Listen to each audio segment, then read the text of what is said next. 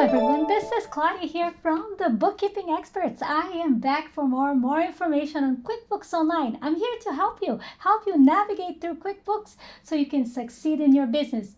As I always say, knowing your point of reference is key for your success, and that's what I'm here for. I'm here to show you where is your point of reference. In order to do that, you need to know your QuickBooks. You need to understand how to navigate the software and how to make sure that everything is done right so you can have the right information about your business financials. Today, we're going to talk about a very popular subject is Shopify integration. Now, we talked about Shopify integration before, but today we're going to talk about when Shopify integration does not work right. So what can you do in order to integrate Shopify and get your books accurate, either for your client or if you're a business owner for yourself? All right, so without much further ado, we're going to go through a slideshow and we're going to navigate into QuickBooks Online as well to show you how we do all the process in QuickBooks and Shopify. Thanks for watching again, and here we go. Without much further ado, okay. All right, so as we were talking about, today is Shopify and QuickBooks manual integration with a journal entry. When integration does not work, here's the solution. Okay, why the integration does not work? So there are several reasons why it doesn't work. And by the way, the integration that we have is through Intuit, so through QuickBooks. But of course, it's not perfect, and there are issues. And some of them are products and services that are not matching with Shopify. So if your products and service in Shopify is different from QuickBooks Online, you're going to find issues, and that integration is not going to work properly. So you want to make sure that it's matching. So sales tax is set up in QuickBooks but not set up in Shopify, and vice versa. So that creates an issue when transactions are trying to come through. It doesn't work because, in Shopify you have sales tax, QuickBooks you don't. So the integration, the transactions cannot come through.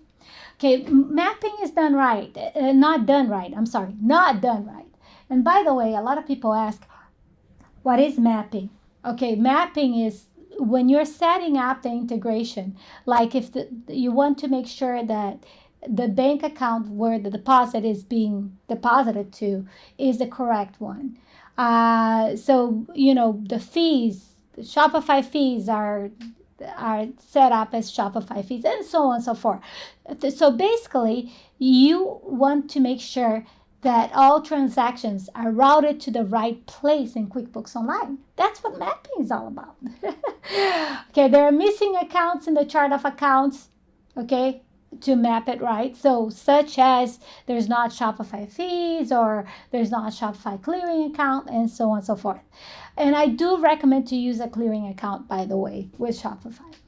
And by the way, managing inventory in QuickBooks, I do not recommend. I talked about that before. I do not recommend managing inventory through QuickBooks. What we do is set up the products and service as non-inventory, and you can manage your inventory elsewhere. Okay, you SOS inventory or Settle. There's several software that you can manage, or sometimes even Shopify. Just manage your inventory through Shopify, and then you can enter your cost of goods sold at the end of the month as a journal entry, okay, and take it out of inventory. That's how you do. Or just a bucket integration. So like I said, this integration is not perfect. So there are times when it just doesn't work. So what to do? That's what we're going to talk about here. If integration doesn't work, here's the solution. First of all, you want to go into Shopify and you want to go into analytics, reports, and you want to select the finances summary, okay? Finances summary is the report that you want to be able to get all the information you need. All right, so here is an example.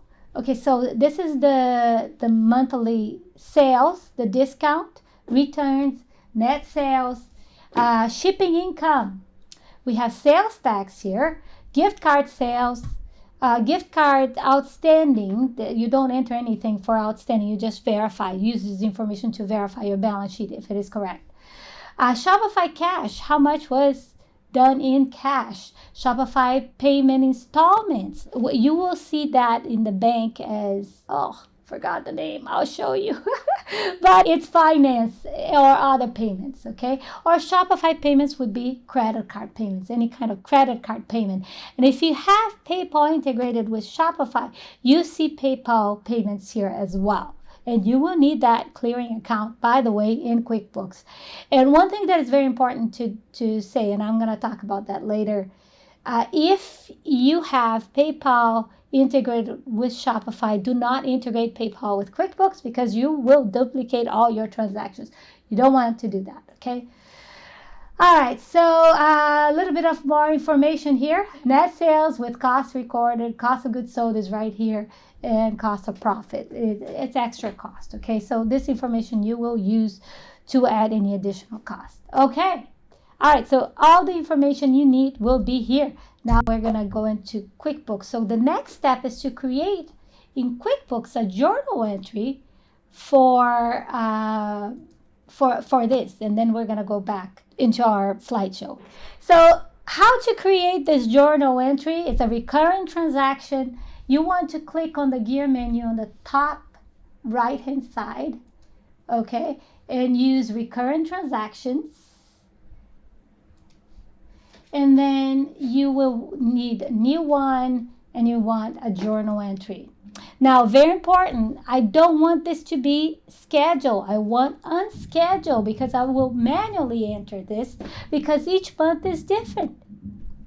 All right, so the name of this template, I can put Shopify monthly sales, and then I'll save it. I already have all the journal entry created here. So I'm just gonna go ahead. After you create the journal entry, you're gonna just click on use each month. You wanna make sure you adjust the dates here. Okay, so here, let's put, let's say April 30th. And then I'm gonna fill out the information. Here, as you can see, I have just the basic information, right? So I am going to use my information, the information that I had before, to be able to fill out this information. Okay, and the information is right here. So I have it elsewhere. So you want to have this somewhere to be able to fill it out. Okay, so we're gonna go back into QuickBooks. All right. So this is my QuickBooks, and I'm ready to use my template. And here we go. So anyhow, so you're gonna take a look at your sales report, and you're gonna put that information. Let's suppose that this is 68,000. Okay, 381 with 51. The discount is gonna be a debit. By the way, credit for sales, as you know, and debit for a counter income account, which is discount. So that's gonna be 16,931 with 86. So we have refunds, 76, which is also counter income. We have shipping income. Okay, 196.1. We have sales tax. It's going to be a credit because it's a liability. By the way, you are creating the liability. Once you see that liability or that being paid in the bank feed, you're going to categorize as Shopify sales tax so that it can clear that that liability, right? Okay, so let's see, 1477.24. Okay, so gift card. We don't have any gift card, and we don't have any gift card redemption. And here I'm going to put how much was in cash, how was paid in cash, and it's going to be a debit. So 481.93. Okay, so I have the sales clearing account, which is the main one. Okay, here is going to be the Shopify payments, which is the credit card payments. 76.77. Okay, so I have cash. If you have PayPal, you're going to put PayPal here. And if we have other, this is other. Okay, so such as other would be all like finance and things like that.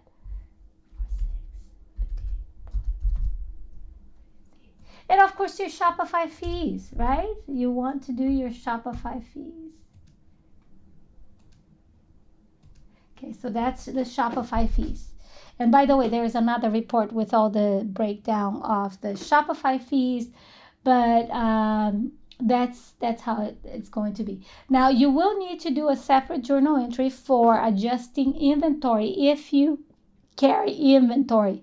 If it's just service, then not. But most of you who use Shopify and you have an e-business is because you do carry inventory. And like I said, you do not want to manage inventory through QuickBooks.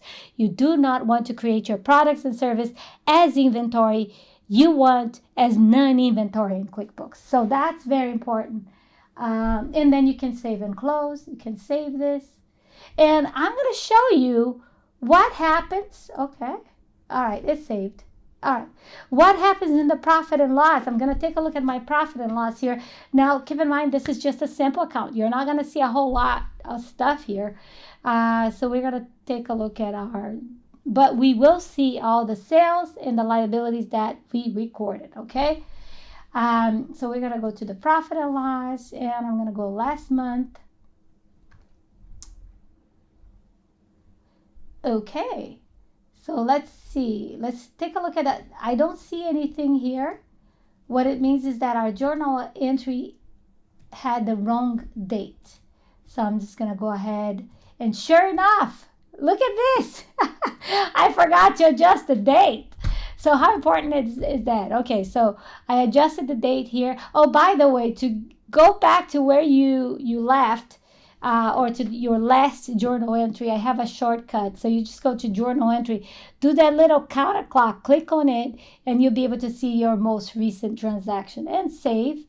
And no, I'm not going to update for everything, just for this time. And I can close this and voila, because it didn't have anything there, right? So see how it's easy to make mistake, but if you know what you're doing, you can go back and fix it. And that's why we like to do that. Okay, awesome. Awesomeness. And look at this. We have our journal entry here. We have the total income, all the expenses, all the discount refunds and the net sales. And then I have Shopify shipping here, which is income. And my total income is matching exactly my Shopify reports. And I have the Shopify fees here. Let's go back to Shopify fees, by the way. Shopify fees should be a debit. So another mistake here. So see that it's a credit here? That's not right. Actually, the Shopify fees should be $250. And then the remaining was additional Shopify. Sometimes Shopify holds on to your balance, right? So Shopify clearing account. All right, so there you go. So now we are good.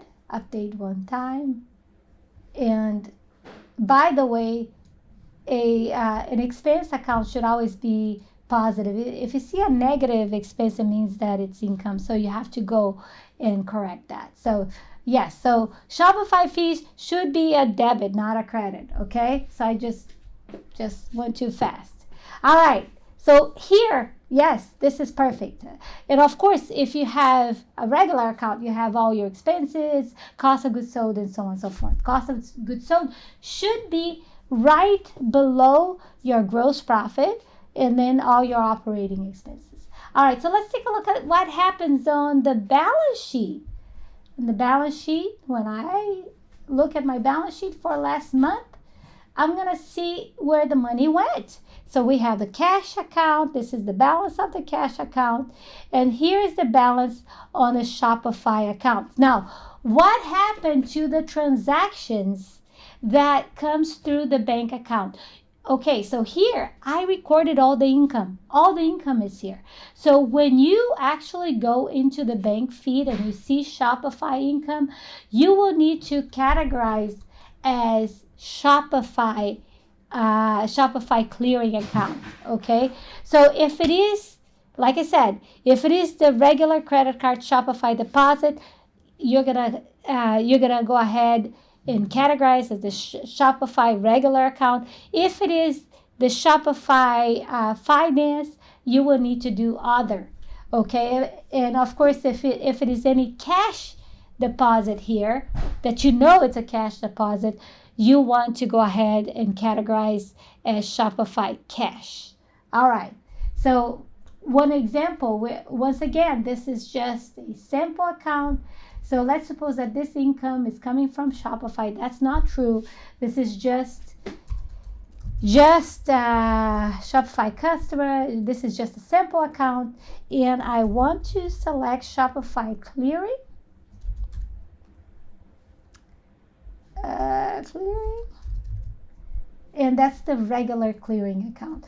And this is not the right date, so it's not going to show up correctly in there because that's not the right date. This is just, like I said, it's a simple account. However, I wanted to show you how to categorize because that's how you will categorize.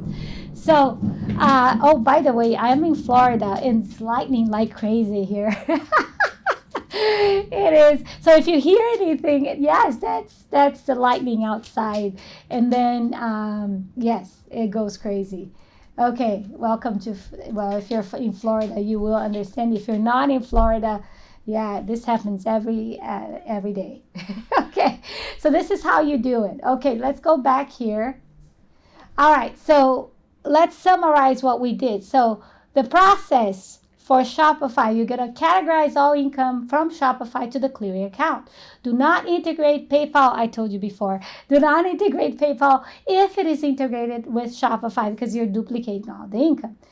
Do not do the recurring journal entry like we showed you and verify the profit and loss in balance sheet. I need to put here balance sheet as well. Okay, and this is the end. And thanks for watching. So we're going to go back here. I'm back. I am back. I'm back. Guys, I hope this is useful to you. It took a lot of time for me to understand the whole process of Shopify. But, I am specialized in integration. Shopify is one of the most popular one. Shopify, Square, Toast for me because we have a lot of restaurant clients and ADP. Oh, by the way, I'm going to talk about ADP integration in a future video. So if you like this content, please subscribe. If you haven't done so, do subscribe because it means a lot to us. If you like this and you want to continue seeing this, please subscribe to our channel and share with your friends, family, co-workers, whoever you want to share with. Share with the world. We want to help as many people as possible. And we promise that we're going to be working really hard to stay up to date with all that's going on with QuickBooks Online, with all the integration, with updates, with all the bugs and how to fix it and how to find solution. So please stay tuned. Please subscribe and come back next week for more information. And I will be back.